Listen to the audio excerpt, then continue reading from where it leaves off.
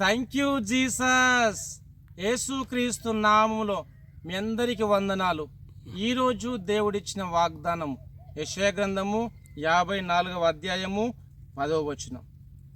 పర్వతములు తొలగిపోయినను మెట్టలు తత్తరిల్లినను నా కృప నిన్ను విడిచిపోదు. Amen, amen, amen. క్రీస్తునందు ప్రియమైన సహోదరి సహోదరులకు ఈరోజు దేవుడిచ్చిన అద్భుతమైన వాక్యాన్ని బట్టి మనము దేవుని స్తుతించాలి. ఇక్కడ దేవుని యొక్క వాక్య భావంలో చూసినట్లయితే పర్వతములు తొలగినను మెట్టలు తత్తరిల్లినను నా కృప నిన్ను విడిచిపోదు అని దేవుని యొక్క వాక్య భావం రాయబడినది.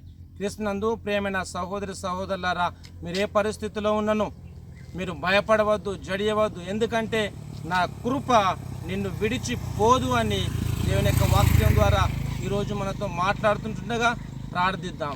ప్రేమగల దేవ, మీకు వందనాలు తండ్రి.